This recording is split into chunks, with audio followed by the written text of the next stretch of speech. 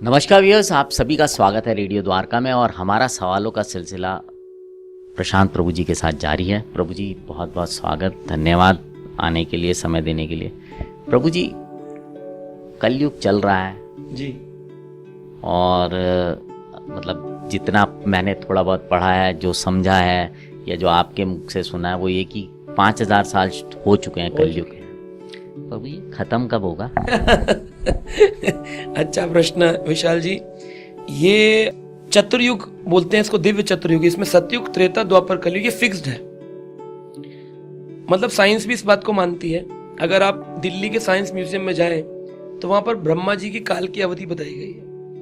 तो भगवान महाविष्णु के शरीर से ब्रह्मा जी की उत्पत्ति होती है। तो हम देखते हैं कि एक महाविष्णु जो कि वैकुंठ और भौतिक जगत के मध्य में लेटे हैं, उनके शरीर के रोमकूप से असंख्य ब्रह्मांड निकलते हैं और एक एक ब्रह्मांड की अवधि भगवान के अनुसार बुलबुले के समान है। यानी जो कपड़े धोते में बबल निकलते हैं, जितनी देर वो रहता है उतनी देर भगवान की दृष्टि में एक ब्रह्मांड रहता है। पर ब्रह्मांड की दृष्टि में उस हर एक ब्रह्मांड में भगवान अपना एक और एक्सपेंशन करते हैं, उसका नाम है गर्भोदक्षाई विष्णु। विष्णु लेट जाते हैं और उनकी गर्भ से, आपने फोटो देखा होगा, नाभि से एक कमल निकलता है और उसमें ब्रह्मा जी बैठे। वो ब्रह्मा जी की अवधि और वो जो कमल की नाल है उसके अंदर 14 भुवन होते, प्लैनेट्स होते हैं। मध्य में पृथ्वी प्लैनेट है, उसके ऊपर 6 और नीचे 7 है। तो जो बीच में पृथ्वी है उसमें हम जब जीवात्माएं रहती हैं, 800 करोड़ जो इस समय है, सब ब्रह्मा जी ने उनका शरीर का रचना किया। तो ब्रह्मा जी की अवधि क्या है? ब्रह्मा जी की अवधि है 100 वर्ष, जिसमें से एक वर्ष 360 दिनों का है। एक दिन और एक रात, 12 घंटे की अवधि कितनी है? 12 घंटे के अंदर ब्रह्मा जी 14 मनु की रचना करते। मनु से मनुष्य जाति आती, मानव आते। तो एक मनु 71 चतुर्युग में जाता है, 71 चतुर्युग। यानी कि एक बार सतयुग, त्रेता, द्वापर, कलयुग, फिर त्रेता, द्वापर, ऐसा 71 जब हो जाएगा तब एक मनु समाप्त होंगे।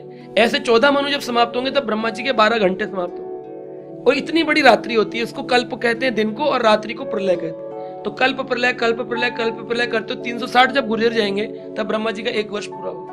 और ऐसे जब 100 वर्ष पूरे हो जाएंगे तब ब्रह्मा जी भी समाप्त हो जाएंगे और एक नए ब्रह्मांड की रचना हो जाएगी। तो इस प्रकार से ये सृष्टि चलती है।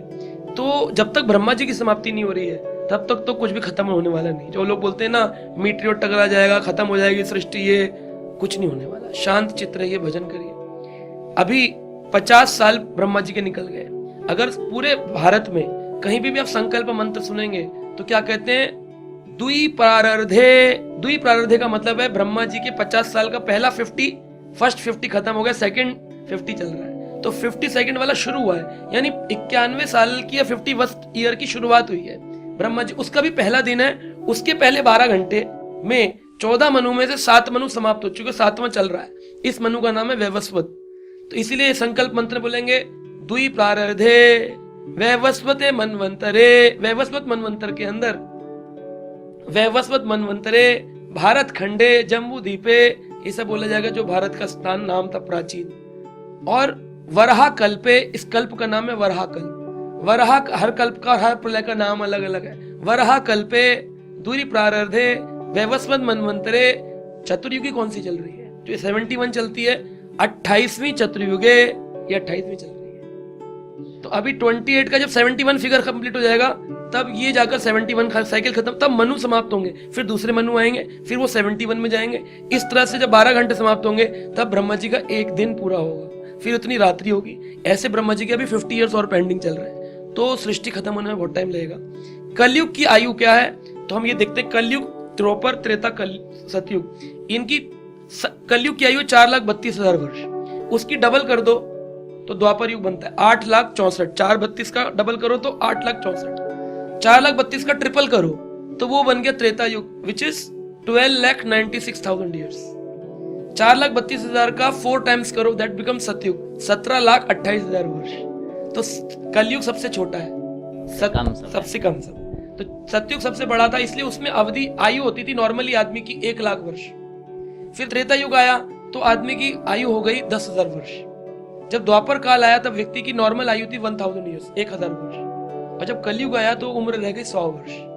अब धीरे धीरे जब कलयुग में से 5000 वर्ष निकल गया, बाकी है 4,27,000। इसमें जब धीरे धीरे और रिडक्शन होगा तो और करप्शन बढ़ेगा, हम चाहे कितनी एजुकेशन की बातें करें, मॉरल वैल्यूज, संसार में कलयुग बढ़ेगा ही बढ़ेगा, लोगों को और परेशानियां झेलनी पड़ेंगी, धीरे धीरे हाइट कम हो जाएगी, बीमारियां बढ़ेंगी, डिसीजेज आएंगे, और एक समय पर आकर ये 4,70,000 बाद कलयुग समाप्त। लेकिन उसका खत्म कुछ नहीं होगा। ये जो जीवात्मा है अपने अपने कर्मों के अनुसार फिर सतयुग में प्रवेश करेंगी, जो कि 17,28,000 वर्षों का होगा। फिर आपको मौका मिलेगा, भक्ति कर लो, फिर त्रेता में मिलेगा, फिर द्वापर में मिलेगा, फिर कलयुग आएगा। तो ये कंटिन्यू साइकिल चलता रहता है, ये समाप्त नहीं होता है। जब तक भजन नहीं करेंगे इस चक्र से मुक्त नहीं हो सकते। तो मतलब अभी 4,27,000 इसी अलय चक्र के बाद। अच्छा, और जो कल की अवतार की बात करते हैं वो तब आएंगे? ये 4,27,000 जब पूरे हो जाएंगे तब इसके अंत में कल की आएंगे, और वो भी ऑलरेडी भागवत पुराण और भविष्योत्तर पुराण में ऑलरेडी मेंशन्ड है। विष्णु यस्य ब्राह्मण के घर में उनके पास एक घोड़ा रहेगा, और विष्णु यस्य ब्राह्मण के घर में यानी ब्राह्मण बन के भगवान आएंगे। और ये जो वैष्णो माता है, ये वैष्णो माता भगवान का इंतजार कर रही है, इनका विवाह होगा कल की भगवान से। और फिर भगवान किसको समाप्त करेंगे? वह लोग जो भगवान का नाम नहीं रखते होंगे। तो उस सभी लोगों का जो भगवान के हिसाब से मलेच्छ होंगे, गंदे होंगे, उन सबका संहार करके उनकी जीवात्माओं को नरक में डाल के, और जो भगवान जिनको मुक्त करेंगे उन सबको लेकर सतयुग प्रारंभ करेंगे। बहुत बहुत धन्यवाद प्रभु जी आपका। सो व्यूअर्स, बड़ी मतलब ध्यान से सुनने वाली जानकारी है, क्योंकि जो प्रभु जी ने बहुत सारी चीज़ें बताई हैं वो मुझे भी बाद में ध्यान से सुनना पड़ेगा, समझना पड़ेगा। तो व्यूअर्स, अब आपसे विदा लेते हैं, जुड़े रहें रेडियो द्वारका से।